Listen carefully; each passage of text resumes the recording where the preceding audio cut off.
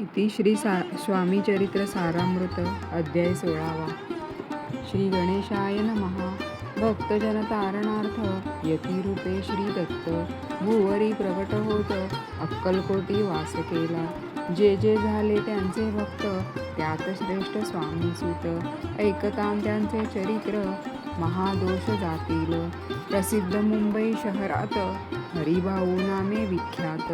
आनंदे होते नांदत निर्वाह करीत नौकरीने. कोकण प्रांती राजापूर तालुक्यात इटिया गाव सुंदर.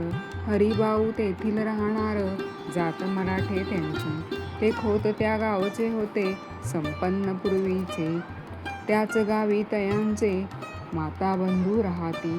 मुंबईत तयांचे मित्र ब्राह्मण उपनाव पंडित.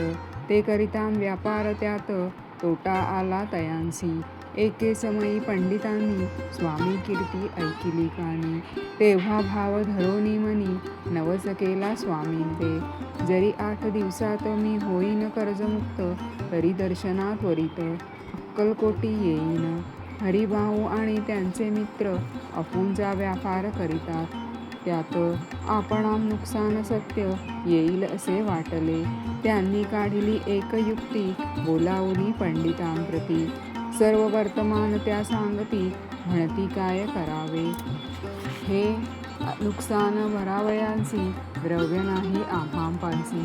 फिर्याद होतान अब्रूसी बट्टा लागेल आमच्या. तेव्हा पंडित बोलले मलाही कर्ज काही झाले. निघेल माझे दिवाळे यात संशय असेना.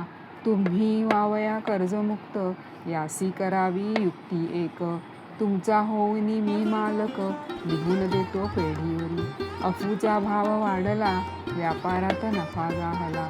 हे सांगावया पंडिताला मारवाडी आला आनंदे. अक्कलकोटी स्वामी समर्थ सांप्रतकाळी वास करीत. त्यांचीच कृपा ही सत्य कर्जमुक्त झालो आम्ही. गजानन हरिभाऊ पंडित त्रिवर्ग अक्कलकोटी जात.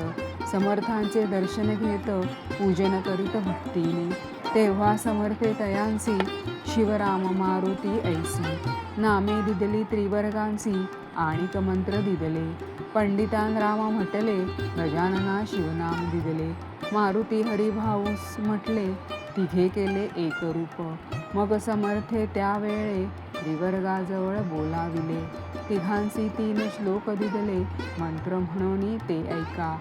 श्लोक गुरुर्ब्रह्मा गुरुर्विष्णू गुरुर्देवो महेश्वरा गुरुर साक्षात परब्रह्म तस्मै श्री गुरवे नमः. ऐसा मंत्र हरिभाऊ ते दिदला असे समर्थे. तेव्हा तयांच्या आनंदाते पारावार नसेची. दुसरा मंत्र गजाननाला तयावेळी श्रीनी दिदला. तेव्हा तयाच्या मनाला आनंद झाला बहुसाळ. श्लोक आकाशात पतितं तोयं यथा गच्छति सागरं. सर्वदेव नमस्कारः केशवं प्रति गच्छति. संतोषले त्याचे मन मग पंडितांजवळ घेऊन. एक मंत्र उपदेशोनी केले पावन तयाते.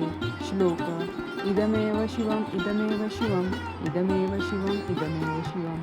300 रुपये तयांनी आणले होते मुंबईहून. त्यांचे काय करावे म्हणून विचारिले समर्थाते.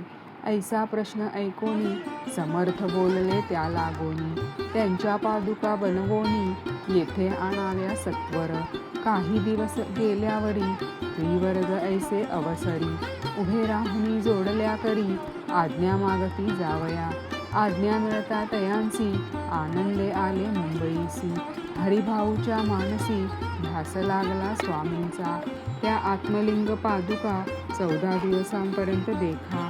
पायी वागवी भक्त सखा विधल्या नाही कोणाते. हरिभाऊ एके दिनी समर्था सन्निध येऊनी. दर्शन घेऊनी श्रीचरणी मस्तक त्यांनी ठेविले. तो समर्थे त्याप्रंती घेऊन या मांडीवरती. वरद हस्त सत्वरगती मस्तकी त्यांचे ठेविला. म्हणती तू माझा सूत झालासी आता निश्चित. परिधान करी भगवे वस्त्र संसार देई सोडोनी. मग छाती कफनी जोळी समर्थे तयांसी तितली. ती घेऊनी तयावेळी परिधान केली सत्वर. आत्मलिंग पादुका सत्वरी देती हरिभाऊंचे करी. म्हणती जाऊनी सागर तिरी किल्ला बांधुनी राहावे. जाऊनी जा आता सत्वर लुटवी आपुला संसार. लोभमोह अणुमात्र चित्ती तुवा न धरावा. आज्ञा ऐकोनिया ऐशी आनंद झाला मानसी. स्वत्तर आले करोनी ठेविले तुळशीपत्र घरावरी. हरिभाऊ घर लुटविताम तारा नामे त्यांची कांता. ती करी बहु आकांत घेत उर बडवोनी. विनविते जोडोनी कर अद्यापि स्वस्थ करा अंतर. आपला हा विचार सोडोनी द्यावा प्राणप्रिया. ऐशी तियेंची उत्तरे ऐकोनिया स्वामी कुमरे. समाधान बहुत प्रकारे करीतसे तियेचे. स्त्रियेच्या अंगावरी अलंकार तेही लुटविले समग्र. तिथे दिदले शुभ्र वस्त्र परिधान करावया. आत्मलिंग समर्थे स्वामी सुता ते दिले होते. त्या पादुका स्वहस्ते मठा माझी स्थापिल्या.